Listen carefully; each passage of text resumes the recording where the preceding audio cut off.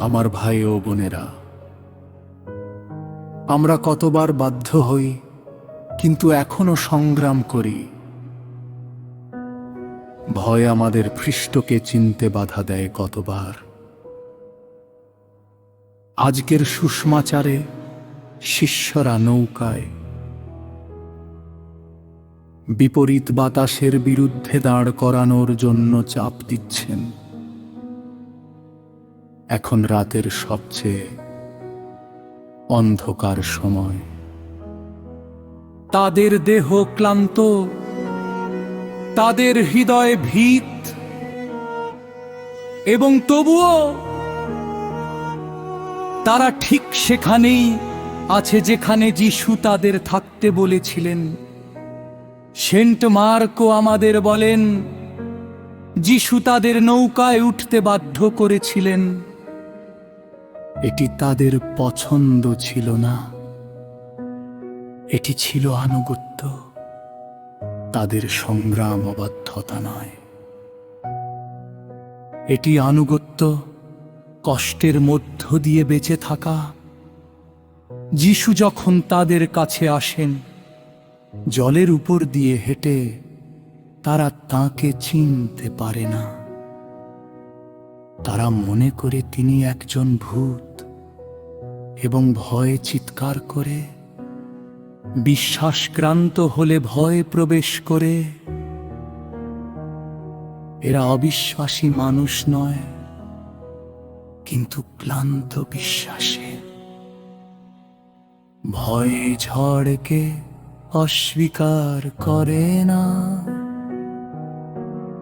এটা আমাদের কেবল বিশ্বাস করায় যে ঝড় খ্রিস্টের চেয়েও বড়। এটা আমাদের দৃষ্টিভঙ্গিকে বিকৃত করে, যাতে এমনকি যিশু সান্ত্বনা দেওয়ার পরিবর্তে ভয়ঙ্কর দেখাতে পারেন। এটা আমাদের নিজস্ব ভিত্তাকা।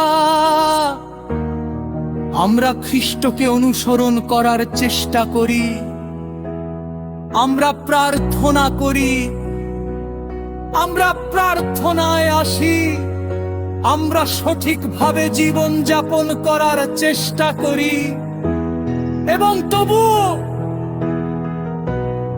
বাতাস আমাদের বিরুদ্ধে।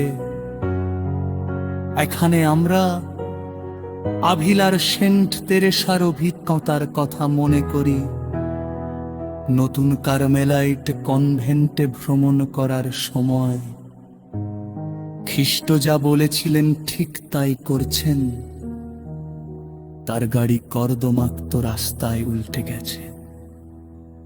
ক্ষতবিক্ষত, ভিজে এবং ক্লান্ত, তিনি স্বর্গের দিকে তাকিয়ে বললেন, প্রভু, যদি আপনি আপনার বন্ধুদের সাথে এইভাবে আচরণ করেন, আশ্চর্যের কিছু নেই যে আপনার বন্ধুদের সংখ্যা এত কম।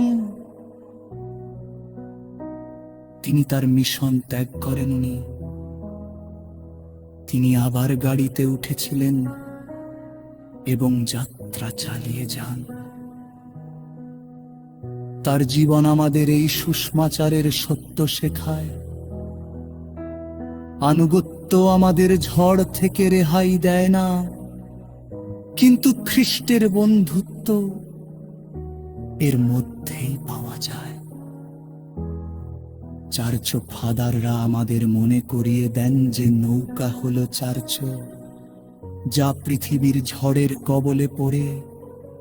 সেন্ট অগাস্টিন শিখিয়েছিলেন যে দাড়িতে চাপ দেওয়া বিশ্বস্ত খ্রিস্টানদের দৈনন্দিন কাজ। সংগ্রামের অর্থ এই নয় যে খ্রিস্ট অনুপস্থিত। সেন্ট মার্কো আমাদের অবাক করার মতো কিছু বলেন। যিশু তাদের পাশ দিয়ে যেতে চেয়েছিলেন যখন ঈশ্বর তার মহিমা প্রকাশ করেন। তখন শাস্ত্রে যে ভাষা ব্যবহার করে, এবং তারপর যিশু বলেন, সাহস করো, আমি ভর পেও না। তেনং যখন তিনি নৌকায় ওঠেন, দাদাস থেমে যায়। যিশু কখনো ঝড় মুক্ত জীবনের প্রতিশ্রুতি দেননি, তিনি ঝড়ের মধ্যে তার উপস্থিতির প্রতিশ্রুতি দেননি। তাই যদি আপনি তাকে অনুসরণ করার চেষ্টা করার সময় সংগ্রাম করেন, নিরাশ হবেন না। আপনি হয়তো তার আরো কাছে আছেন, যা আপনি বুঝতে পারেন। আপনি রঙ্কায় আছেন, কারণ তিনি আপনাকে সেখানে রেখেছেন। তিনি আপনার ক্রান্তি বেঁধেন এবং তিনি আপনার কাছে এসেছেন।